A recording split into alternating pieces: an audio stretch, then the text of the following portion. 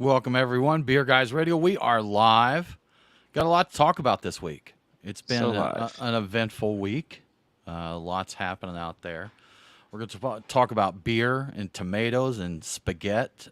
Maybe something spaghetti. like that. Both. Who knows, Yeah, man? tomatoes goes with spaghetti, so maybe we...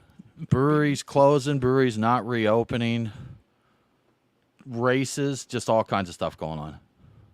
Races Crazy or stuff. racists? Hold on. Races. Like Okay, just want to be like foot races. It's foot races. just clarifying. Be very clear here on what we're talking about. Very, very clear on what we're talking about. Well, thanks, everybody, for joining us this week. Again, we do have a lot to chat about. Plenty of stuff going on this week. So we're going to dive right into it. You got any questions, comments, suggestions, or thoughts, leave them in the chat, and we'll get back with you on those for sure. Feel free to chime in on any of these stories if you have any thoughts, and let us know what you think. So with that said, let me get my music queued up, and we're going to rock and roll here. They keep changing the way the layout is here on our software, and you kind of just stumble in and have to figure it out. But I think I got it, so we are going to go right now.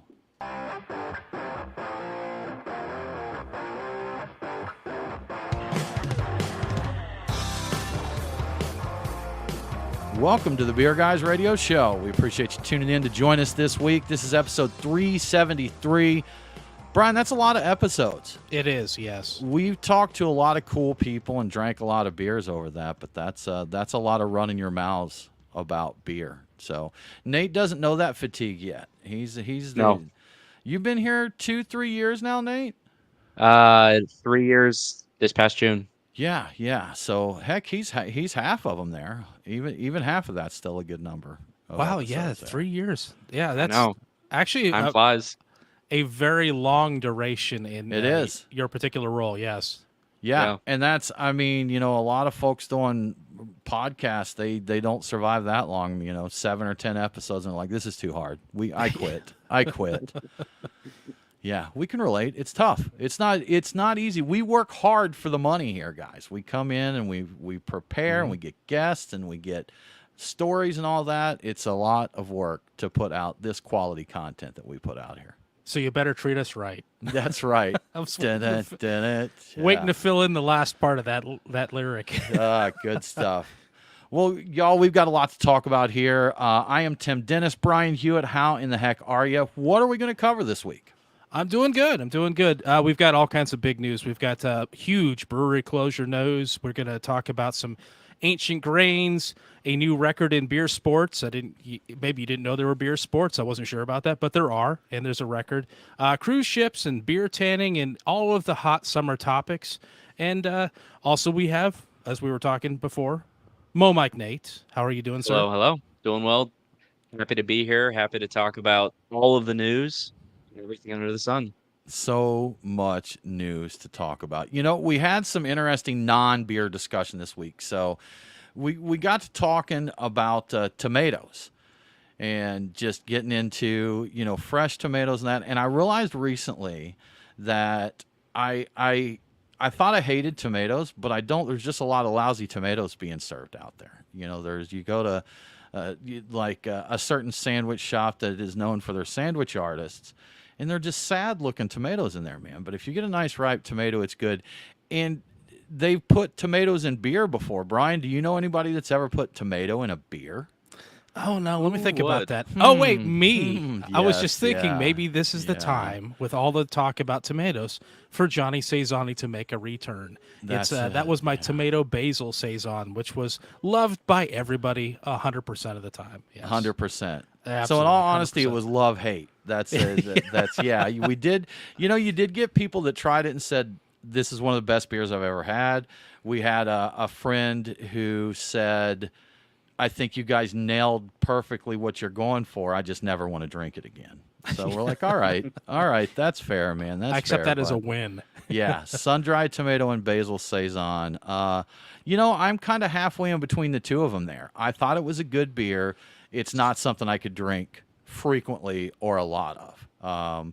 It did express the flavors very well, and also had a nice Saison base to it. So well done, Brian. Well done. Maybe if I'd gone more Michelada with it, added a little more Yeah. spice to it, maybe some hot peppers or some Tabasco. Tabasco barrel aged, maybe. Ooh. Yeah, Or that you could could have have been dropped great. some oregano and went full Italian there with it. yes, yeah. Oregano, garlic. Has anyone Maybe ever put garlic in a beer? not intentionally. No, that's I well. There don't- was, I think, there was a beer that was like called a pizza beer that they went for the flavor of pizza. So that may have had it in there. So I'm not sure. Yeah, I was mashing in with like a straight up pizza seems like something that people Just must some have puts of done. pizzas in the mash. I wouldn't. Martin doubt it. House, I that seems wouldn't like a doubt it. Martin No, House Maybe. Martin thing. House would We pull are that we are one. straying into Yeah. their territory. We'll probably get a cease and desist at this point Yeah. in time for our madness with ingredients or whatnot. So So we also got to talking about this led to or I think what started the tomato talk was talking about BLTs, and Smalls mentioned that whoever invented the BLT deserved an award. So Johnny Cesani may have paired pretty well with a nice BLT. I think it would have, and Yeah. there's a lot of. So I think that anything that was that would pair with a saison, and that's nearly anything, you're adding a little bit of acidity and a little bit of tomato. Anything like, tomato sauce and Could have been there. citrusy. I think anything would work pretty well with that.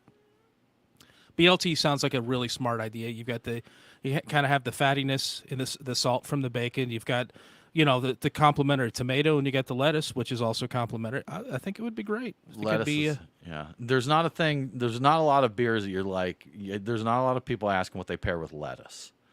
So, that's what pairs well with lettuce. This Saison would. So, exactly right. Good stuff. Yeah, lettuce pairings. now, Nate, you introduced us to the spaghetti. This is not Correct. spaghetti. This is not related to tomatoes. This is a beer cocktail. Nate, did you ever look into the history of the name spaghetti, like where in the world that came from? I didn't look into the history. Okay. The farthest back I saw it go was Chicago. That's where I saw it originated, and so I don't know if it was just a little bit of lazy wordsmanship or what, but yeah, that's where I found the origin to it. Yeah. Yeah. You know what? We've got a comment here that I think we need to share. Someone found our stream and they want to know, why was this live stream recommended? Who knows? However, this makes me feel much better about myself because this is three dorks talking about tomatoes. Spot So, accurate. that's fair. Thanks for joining us, Salami. Cheers. Thank you. Salami. Someone named Salami going to talk trash about us.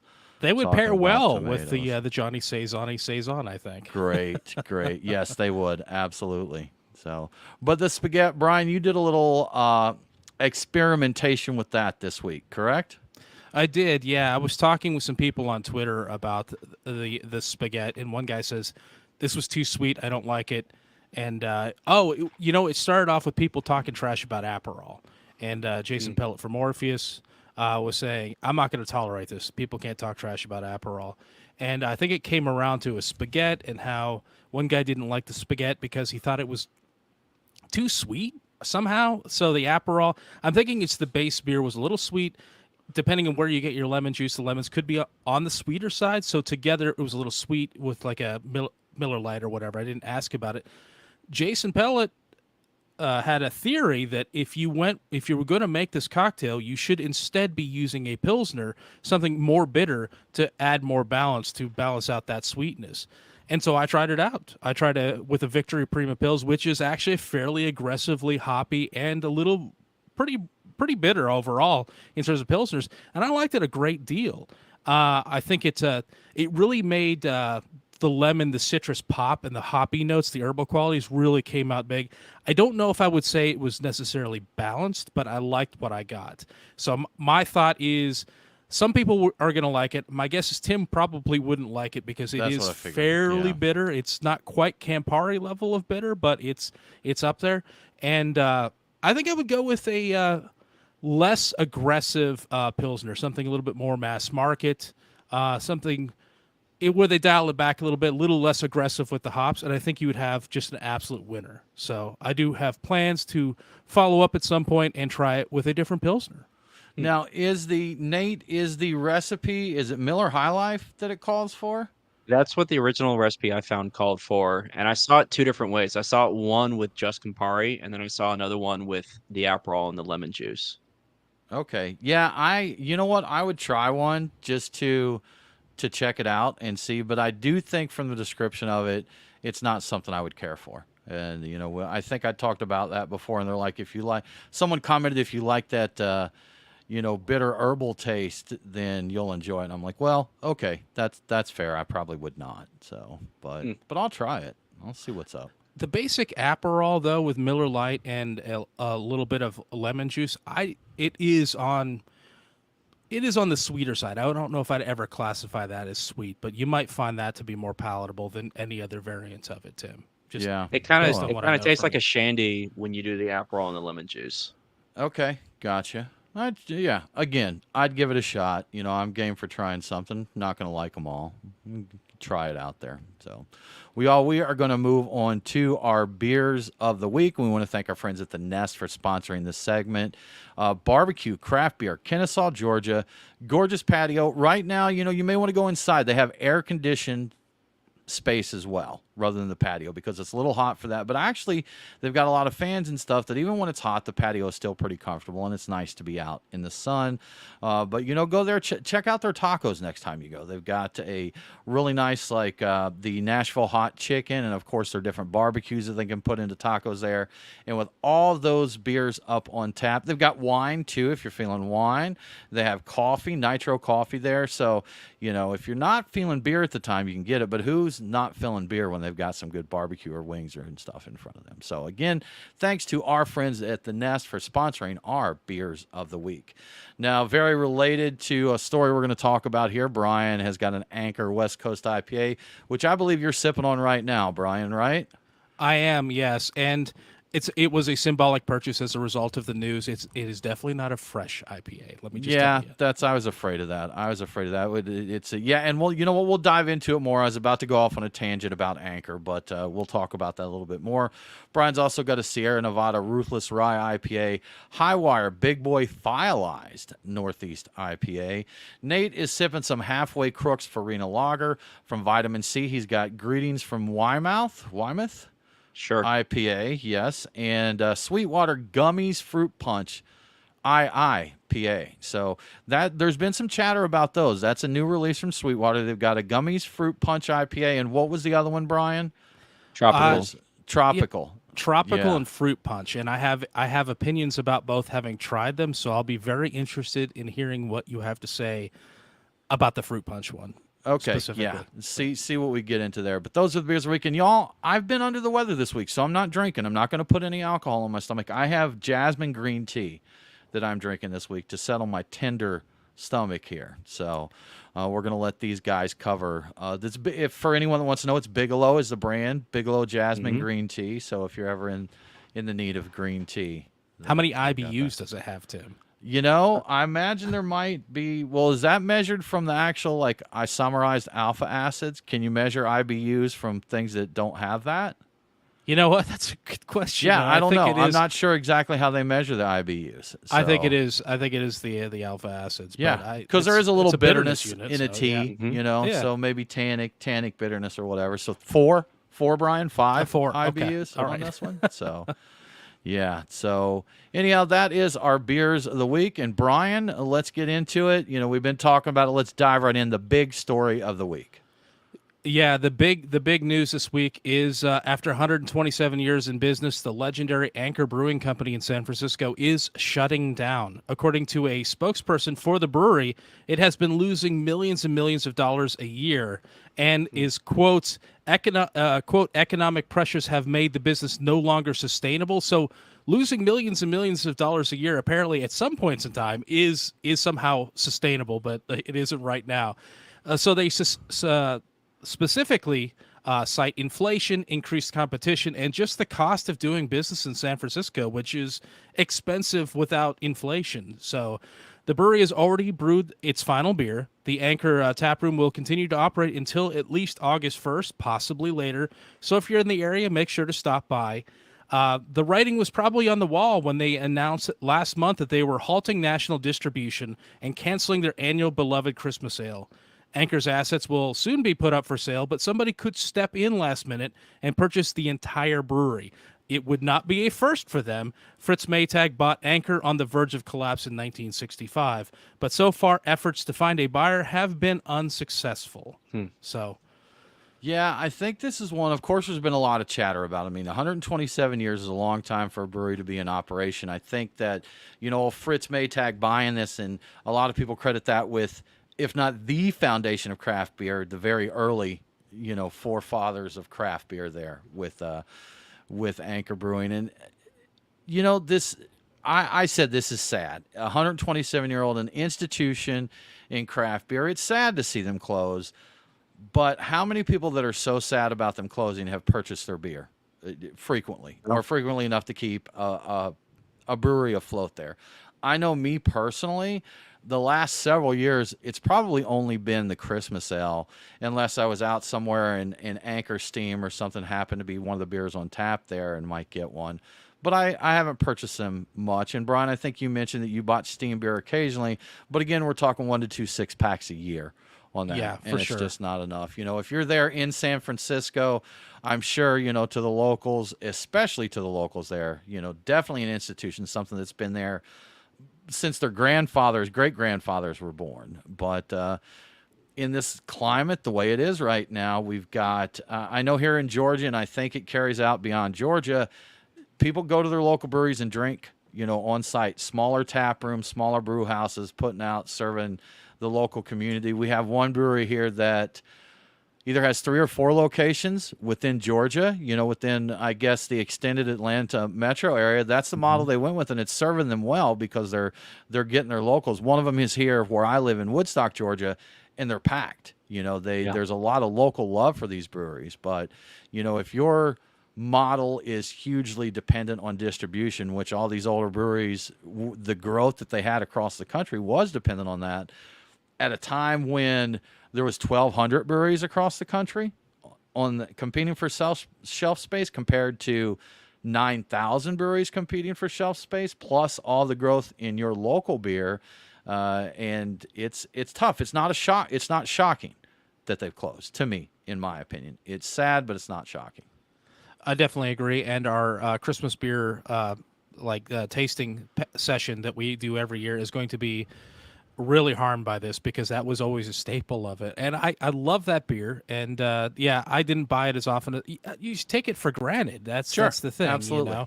There's a lot of options, a lot of local excitement about things. And you don't need filler anymore when you have a set of taps at your bar. You have all the best options from anywhere, and you're probably going to pick local stuff. So, yeah, I get it. I get it. People can feel bad about it, and they maybe feel a little guilty about, hey, I didn't support this brewery, but I get why you didn't. You didn't do it with malice. It's just there's so many sparkly things to run after. Like there's so many squirrels to chase in the beer world. We're all chasing those squirrels. And, it doesn't have to be a brewery across the country. That's I'm good friends with Scott Hedin, one of the founder of Burnt Hickory Brewery. Burnt Hickory closed recently. And I can tell you that I didn't buy them as much as I did 5, 6, 7, 8 years ago. It's just, there's so much out there. And Brian, especially with us doing Beer Guys Radio, we're trying to get around to all these different breweries. Nate, same, going around trying to check out different breweries. So I can only drink so much beer, Yeah. And we've got here in Georgia, we have, I think last count was just over 160 breweries now, where when we started Beer Guys Radio, we have around 50.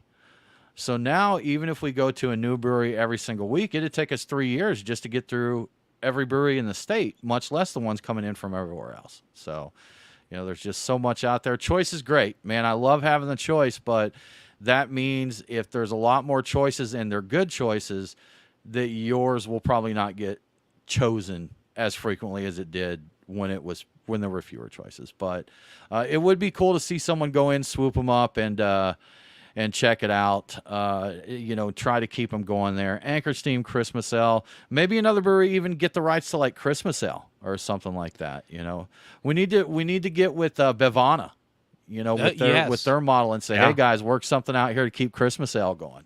That would be brilliant because they've done a really good job that I've seen so far with just local breweries that have signed on with them. Yeah, that'd be fantastic. One of the things that's been talked about heavily, in addition to somebody could swoop in and buy the entire property and then bring it back to life, it may wind up being that people that all the parts, all the gear gets sold off, and the intellectual property and the recipes get sold to another place. So I wouldn't be surprised if we see Anchor Steam come back brewed by somebody else, and hopefully it's by somebody who's capable and willing to do their best to faithfully revive or represent what the original was. And I Yeah. think that'd probably be the case. It probably won't be exactly the same because I mean how on earth could it in reality? Yeah, So exactly. Sure. Yeah. Would it even be the same? If it was the same, would it still be the same? Even. you Yeah, know? So exactly. That's it.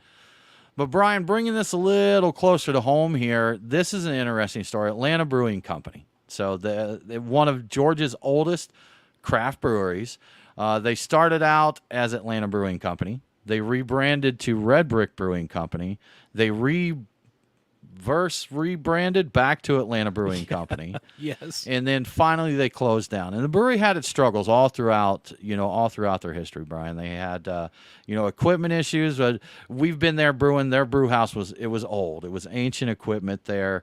The mill, I don't remember the exact story, but it's from the 1800s and was literally Yeah. found in a field in Wow. England or something like that, and then brought over and refurbished.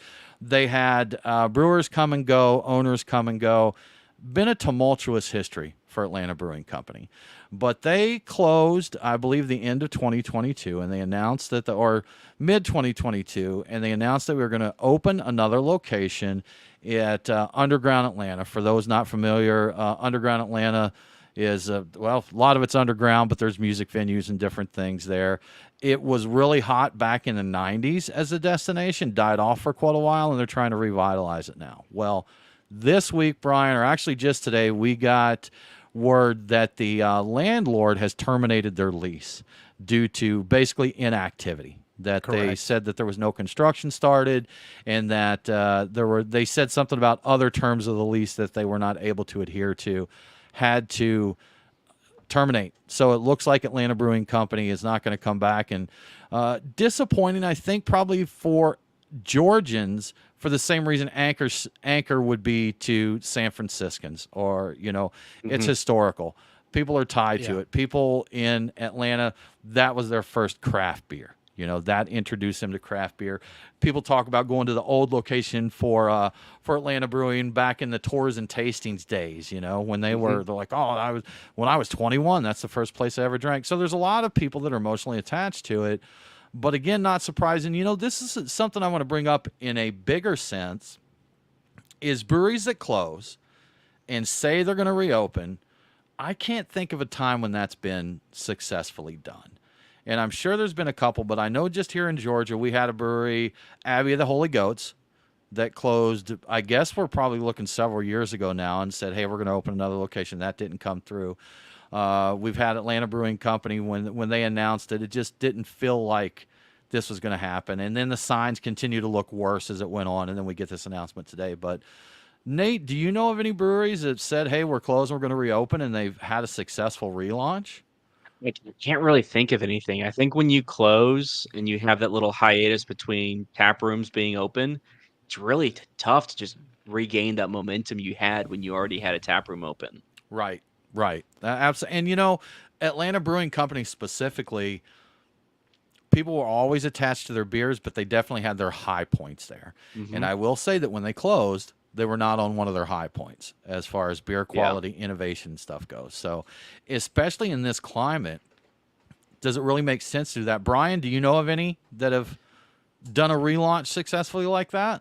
So I don't know 100% of what all's behind it and how much of an actual independent facility existed or independent brewery, but Green Flash did go away and just completely die, and was kind of brought back to life, and now it's all rolled up into Sweetwater's parent company. Tilray. Yeah, Tilray. And so now it's all owned by them. And I think it's the same thing with Alpine. I think Green Flash bought Alpine.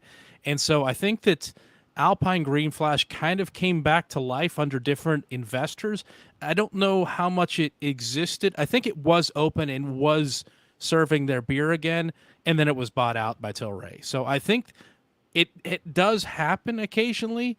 And I know we've had some Well, we've had the original owners buying back breweries, but usually they're still open, so it's not that they're Right. closed. But I think that Green Flash was actually some people that had been in ownership and worked there, and they had kind of brought it back because Green Flash was a heck of a property once upon a time, and it's they are making their legendary beers again with through Tilray / Sweetwater. So that's the only thing I can really think of off the top of my head that seems like it might qualify.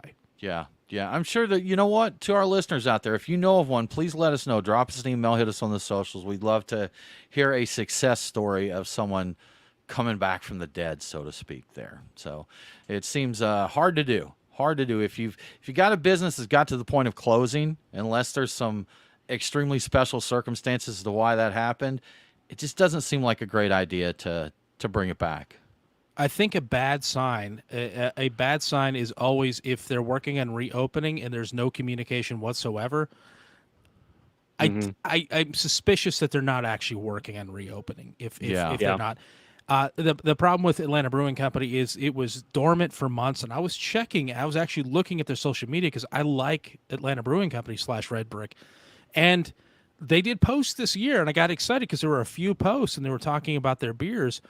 And I'm like, okay, maybe there's something happening. Maybe they're getting some momentum behind them. And I don't know if I remember this correctly, but were they getting contract brewed by somebody, possibly Second Self, who also closed? So they were being contract brewed for a while, and I don't know the full situation, but I do know that ended. That they Okay. were not contract brewing for them anymore. And Brian, talking about the social media coming back, even that was kind of odd.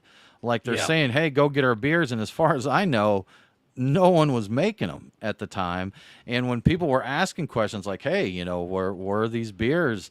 When are you coming back?" They just didn't respond to anybody. They were using social media like one-way communication, and it was weird. It had just been weird. It really seemed to me like someone who didn't understand what they were getting into. And I Yeah. can't, I don't know if that's the fact, but I know reading from what happened, that's what it looked like. So You need the health and support of the people in the beer community, people that really care about You beer do. to be there. You need to tell them things, and if they ask you about stuff, you should respond to it. I didn't ask them anything. I just watched quietly. So I asked a couple questions, just got no response. So, Same.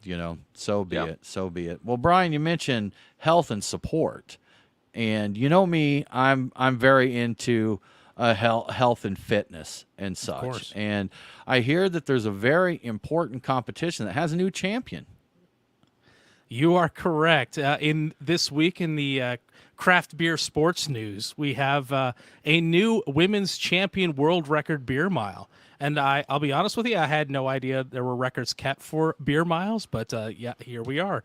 I actually kind of thought a beer mile was just a euphemism for a very aggressive beer crawl where you were very fast between your stops, but they actually do it on a racetrack, and basically runners will chug a 12-ounce beer and run 400 meters, and they do that 4 times. So at any point in the event, if the beer is returned to sender, the runner has to do a penalty lap and do another beer. So Okay. All right. you don't get out of it that way. So the World Championship is called the Beer Mile World Classic, and it's been on hiatus for 8 years. So it's been gone for a while, but this apparently was the first year they came back with it.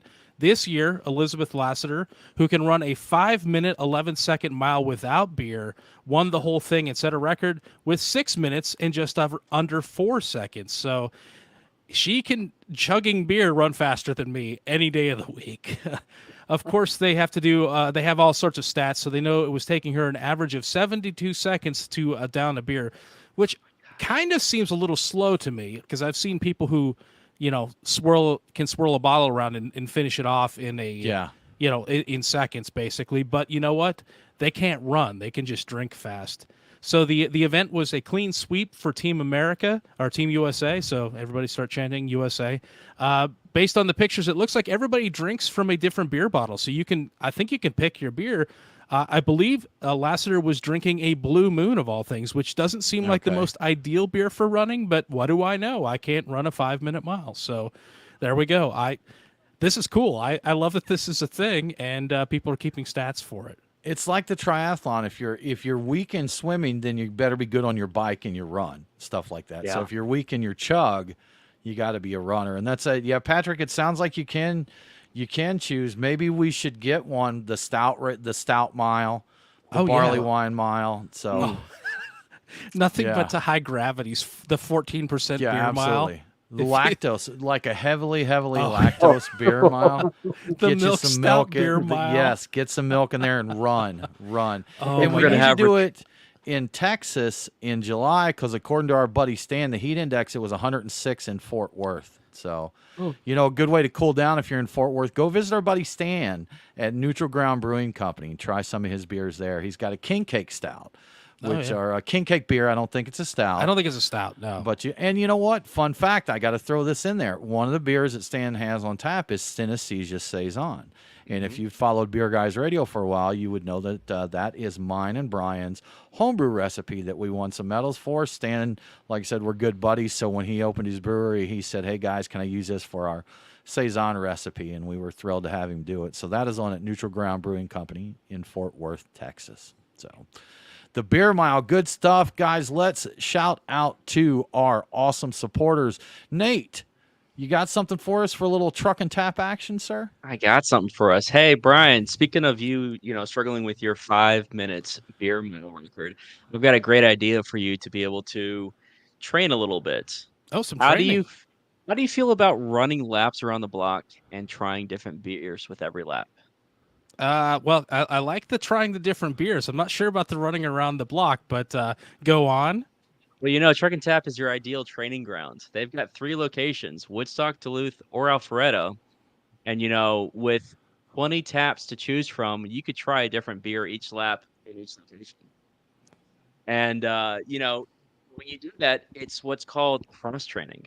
You'll be covered in Mm, gold medals before you know it. I'm looking Uh, forward to but this.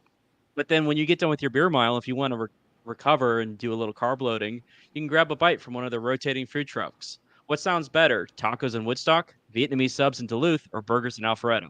It's up to you. You can set your personal beer mile best with Truck and Tap.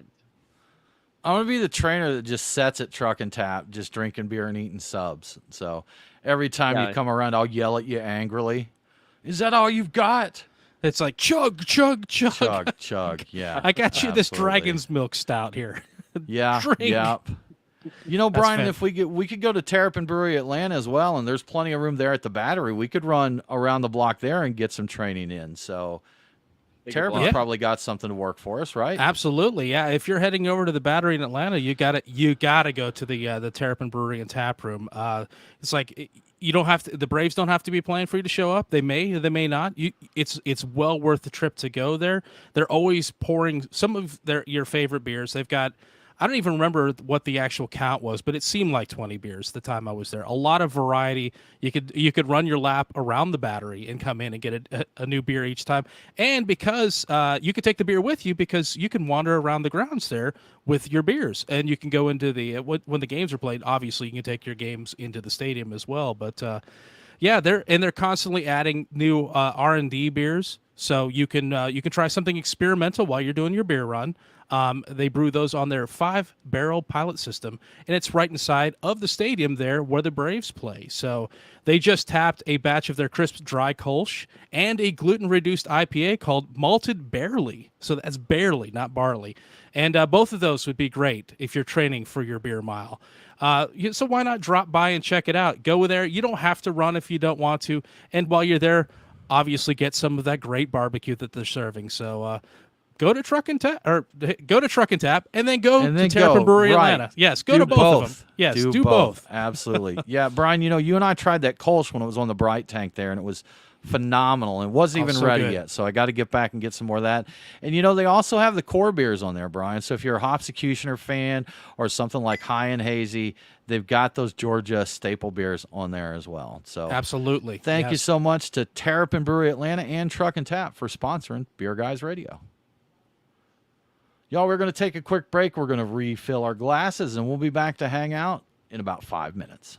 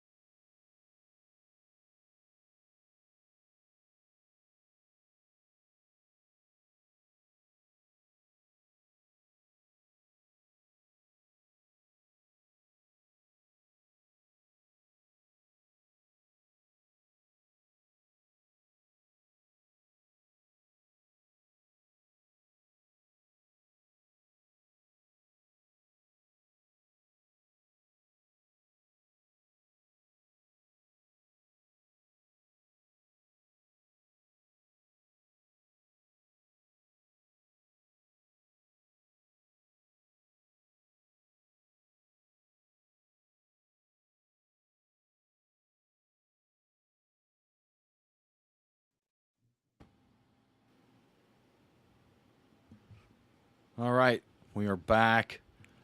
Y'all, monumental occasion for this week. We had a troll that we had to ban from the stream, ban from the chat. So I think that's our first one. So I it's think we've made it. a milestone moment. I had a troll. And they just kept at it, kept at it. I don't mind a little trolling. Feel free to troll a little bit, but they were clogging the chat. Troll in moderation. Right. The key was there was a couple of things. The dorks with the tomatoes, amusing. And like, Yeah, yep, yeah. that's I'm accurate. like, yeah, okay, fair enough. Right. But then it So, got dumb. It just got it dumb. did. Just It excessive. did get So, dumb. Crazy trolls. Some people just don't have anything better to do. Maybe they should start a show talking about tomatoes. Exactly. And beards that grow beards, apparently. Beards on beards was on about. beards. I've heard it. And All right. I actually trimmed up the beard too. Did so ya? it's actually a little bit more manicured. It's a It little is. shorter. Yeah, you were looking a little wild. You did. I see now that you mention it. That's Yeah. I had to rein it in a bit. It was getting a little wild. Yeah. yeah. You look They, nice, Brian. They did like thank the you. backwards caps, so maybe start wearing your ball cap. That's backwards. Nate's. Like I thought they were fine. I just they They were he's kind of my fan. Nate's the coolest one. He's like, no, don't ban him. Let's not be harsh. Let's not be too quick here. No, Calm he's da- fine. Calm down. Calm down. I was too busy in the conversation. Don't be when rash. When I saw a wall of trolling, I'm like, I don't have time for this. I've got Right. things to talk about. So, Yeah, exactly. Fun. All right, Brian, I'm going to bring you back in.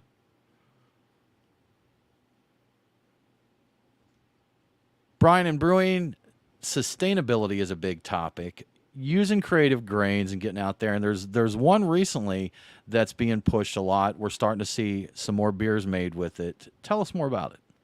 Yeah, so it's an ancient grain that has. There's a story about it in the Guardian that's just made the rounds on social media so much this week. I don't know why this week per se, but apparently they've been making beer with it for a while. But it just got traction this week, and it's about a grain called fonio. It's a ancient. Possibly Africa's oldest cultivated cereal grain. Garrett Oliver, the owner and brewmaster of Brooklyn Brewery, is a big proponent of the virtues of using fonio, in brewing. I keep wanting to say fuyo, like I've been watching a lot of Too much Uncle Roger. Yeah, like Yeah. this grain is fuyo. Fuyo. Anyway, yeah, not haya, but fuyo. Anyway. He describes the grain in the finished product, the beer, as delivering more creaminess than other grains, imparting some floral and fruity notes that you might not get from other grains, while still being able to achieve a crisp, drier finish on the beer. So that sounds very promising. In addition to adding some interesting variety to the beer, there are reasons why he's pushing the wider usage of the grain. The first is it would have a huge positive economic impact on Western Africa if they started growing it. It's good for the environment. It will grow in poor soil, and it requires considerably less water than typical brewing grains. And growing it could possibly reverse desertification in Africa.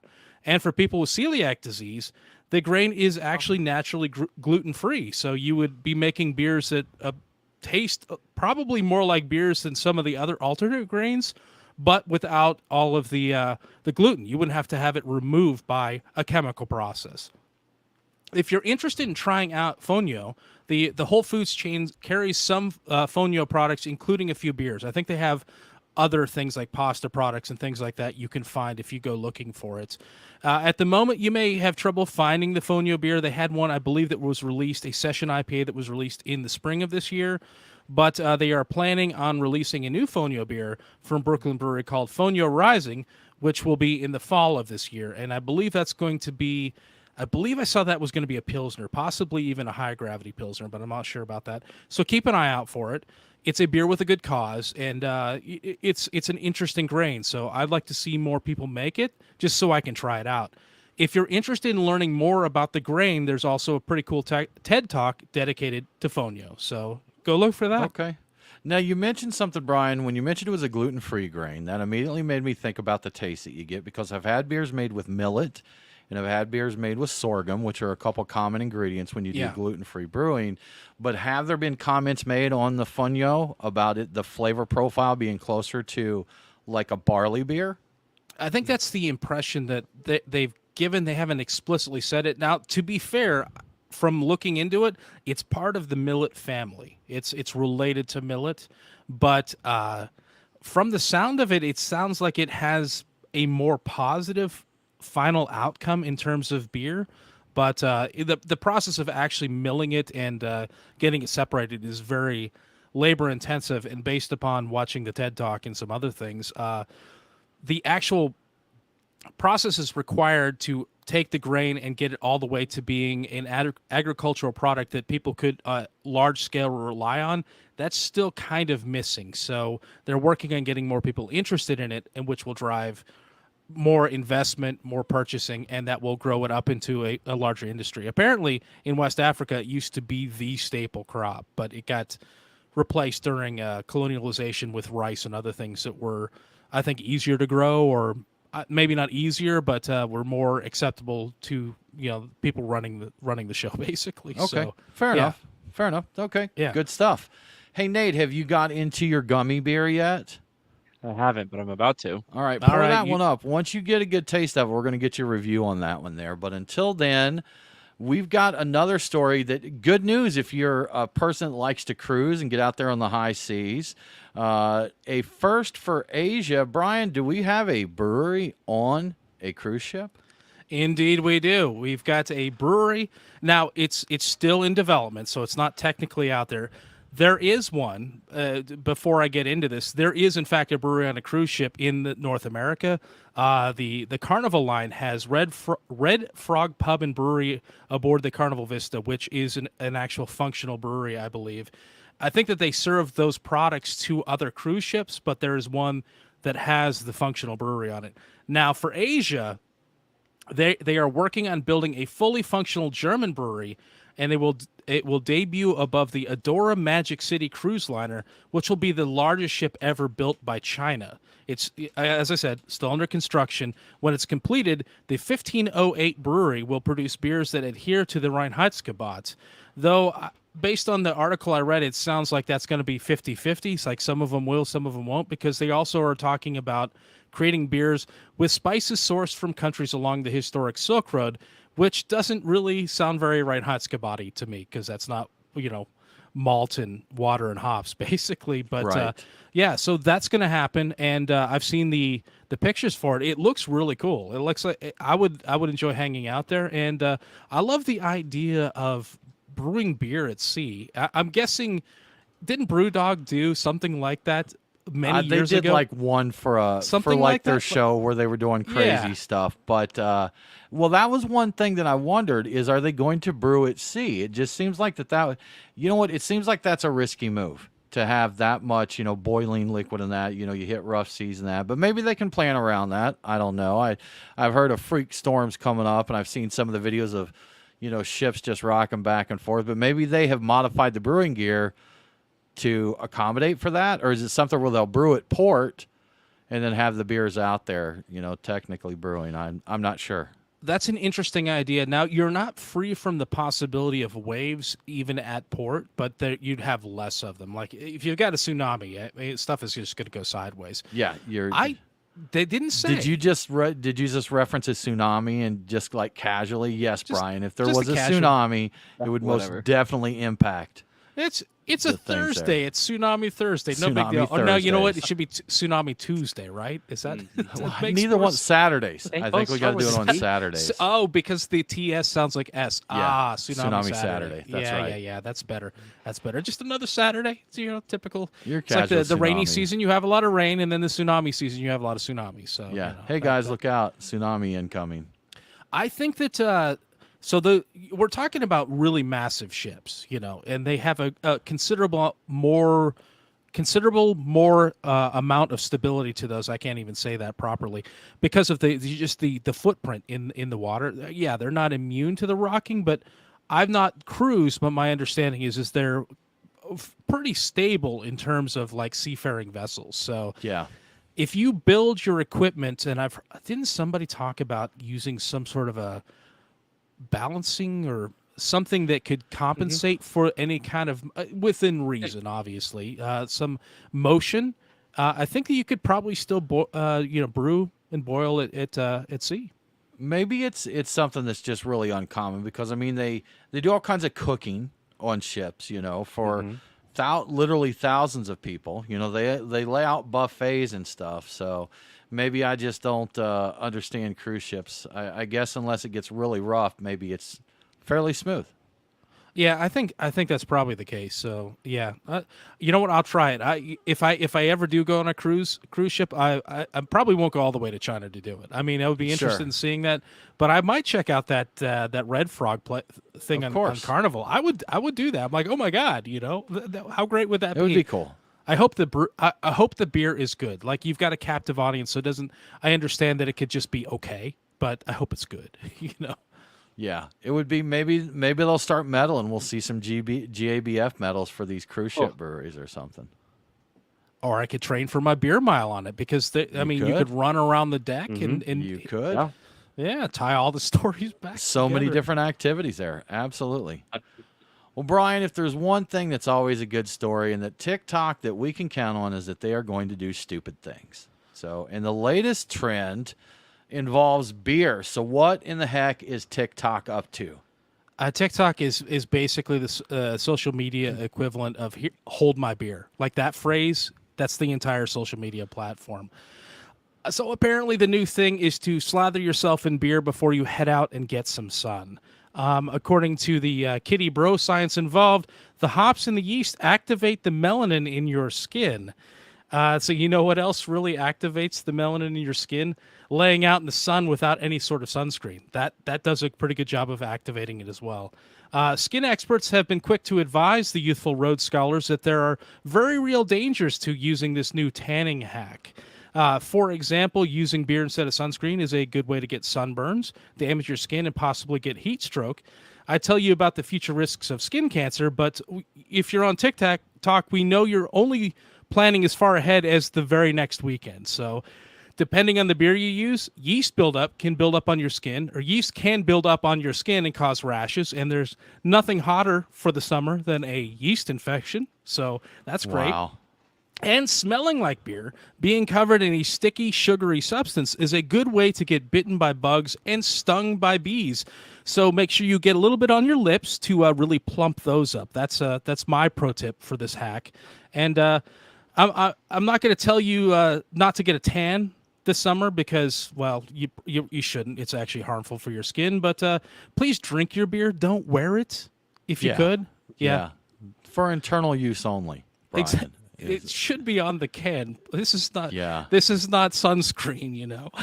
But No. and from just sitting out in the summertime and having a glass of beer how the bugs are attracted to it. So I can just imagine just being covered in this stuff. But the thing with TikTok is there's things that they do because they really feel like it's a good thing to do, and there's other things they do because they know it's stupid and it'll get attention. So, it's quite possible this could be the stupid and getting attention, right, Nate? Yeah, but do they specify what style of beer works best to get the best tan? I think they're probably going with the macro stuff. I Okay. don't remember. I think I might have seen Mexican lagers or something like that. They're Mm. definitely getting it from I think it's like convenience stores and stuff like that. But so it's not something. I definitely didn't see anybody pouring a thick milk stout on somebody, which would be pretty amusing, honestly. I I want would to see it. I want to see the people dumping imperial stouts on each other out there. if I didn't loathe TikTok, I would set up an account and I would actually do that where I was dumping ridiculously kind of gross, thick, lactosey, either smoothie sours or milk stouts. We can Probably run some both with tests on lactose. it. Yeah. We can run some tests on it. We can try with a light lager and then move it up a little bit, get like a brown ale and then go for the imperial stouts and see which one gives the best results. There you go. Yeah, there's For so much science. opportunity. Yeah, it's so For science. Absolutely. Brian, one more topic to cover this week, and I know you did a little research on this. Some stories were going around about this, but does the story behind a beer still matter? that is a really good question, and it's timely considering the closure of Anchor lately. That seems to me to imply that perhaps it doesn't. But let me get into the story first. This is from the UK. So, according to recent research from Brixton Brewery in the UK, They say yes, the story behind a beer does in fact matter. 1 in 4 craft beer drinkers are drawn to craft beer that has a close relationship to where it was brewed and a story behind it. And in more positive news for the industry, 84% are happy to pay more for craft beer than for a mainstream, what's perceived as a mainstream beer.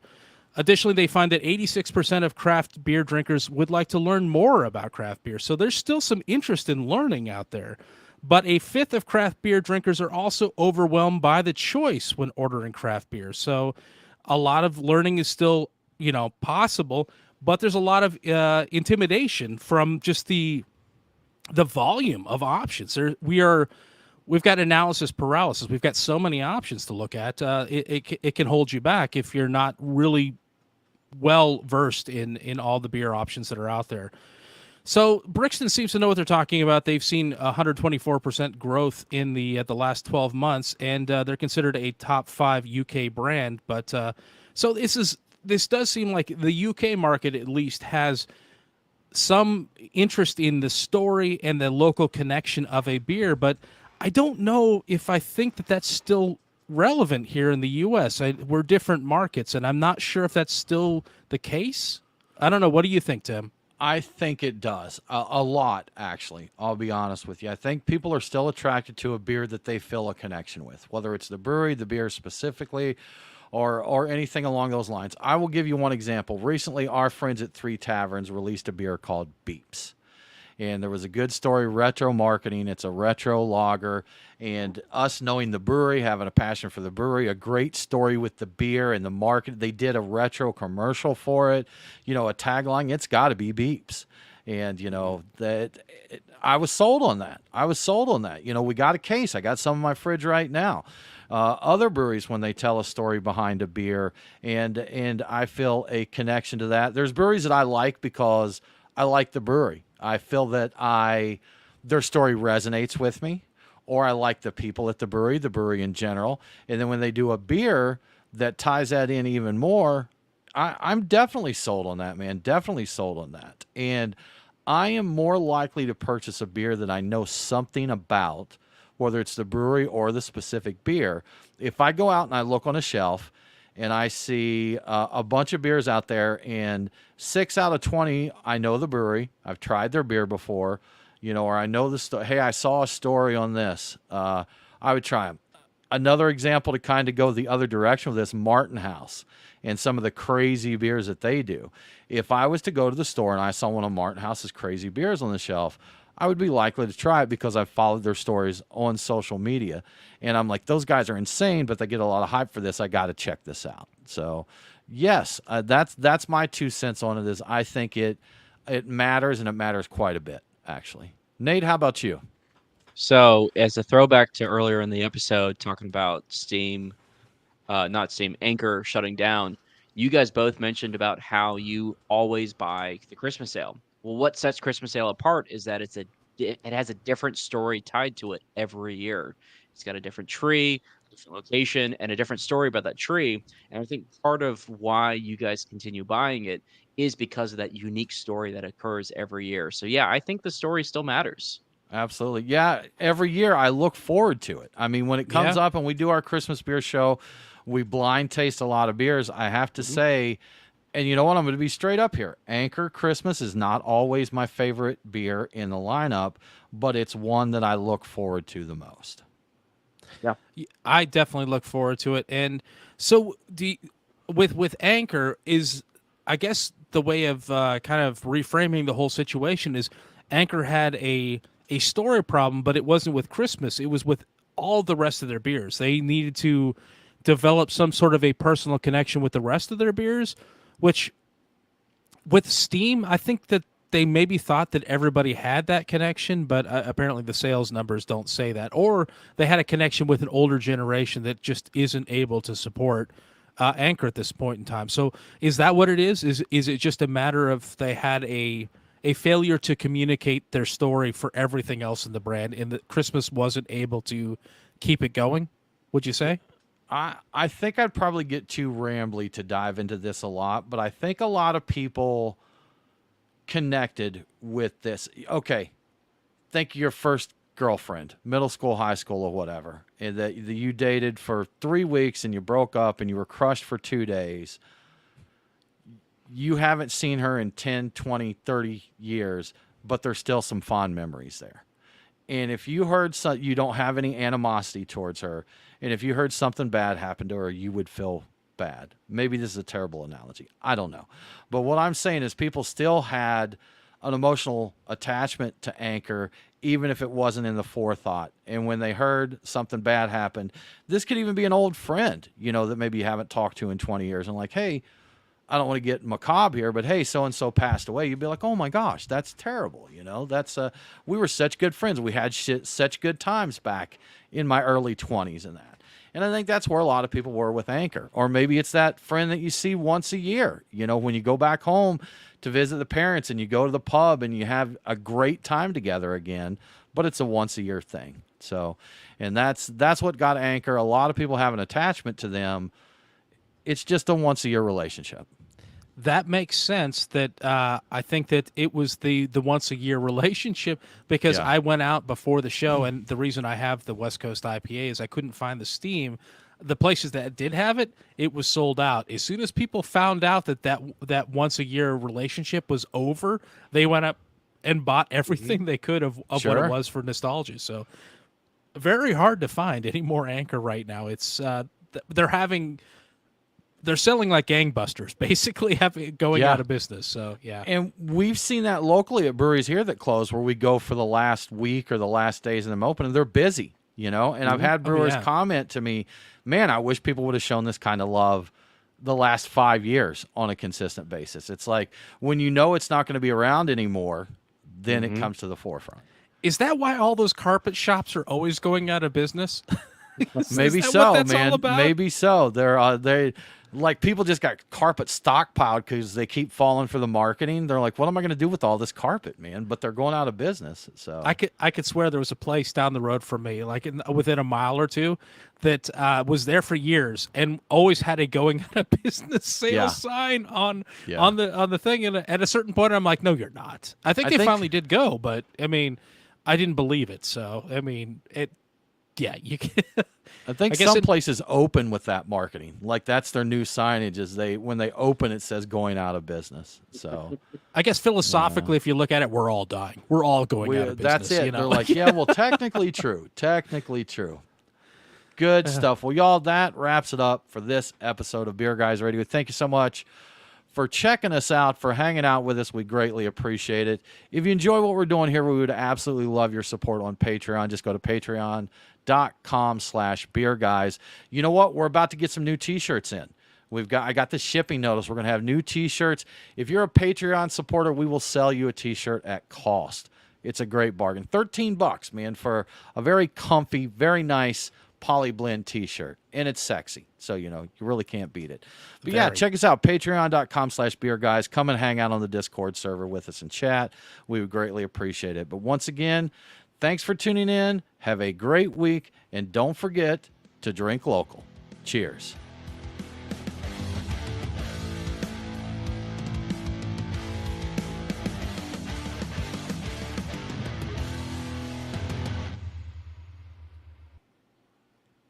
Boom. We did it. Looks like we made it. We made it. Yeah, man. I think those beer stories matter a lot, Yeah. I think it's I was wondering wondering if that. I mean, I was just wondering based upon I think I don't know, are people jaded right now because everybody's I don't know, drinking White Claw and whatever else. There's no story to Could be. White Claw. There's no story there. But I somehow do think that's the thing. I do think that it's something that for craft beer people. Here we go. Let's see. Cheer to beers. Craft beer drinkers are always looking for that hard to get beer. If it's easy to obtain, it doesn't have as much appeal. That is a great point. Yeah. And again, to bring it local here, Creature Comforts Tropicalia. And for so long, people were chanting, make more trop, make more trop, make more trop. So Creature Comforts built a brewery with, I believe it's a 75-barrel brew house and room to put another 75-barrel brew house in there. And they started making more Tropicalia. And I swear it wasn't a month after that I saw someone comment that it was a shelfie now. shelf third, shelfy, gathering dust. It's like you can't win with some of this. I hate that term. I hate that there's a term for that.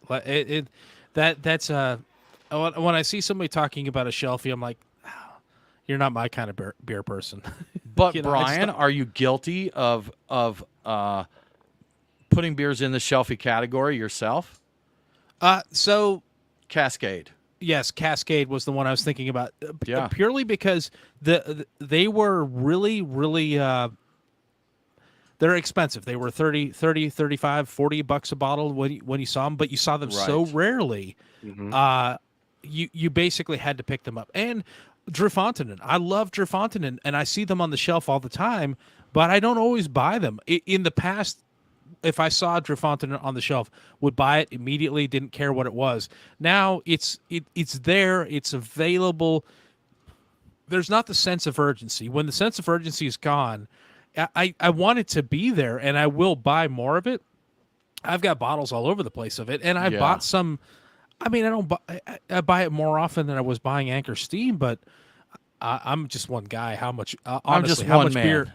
How much Yeah. beer can I get? And Exactly. so my Y'all, wife already thinks I buy too much. So we're going to wrap up the live stream. If you are a Patreon supporter, we are going to post the link in the Discord chat. You can come hang out with us for the after party as we have a little bit more drinks. Thank you for tuning in. We'll see y'all next week.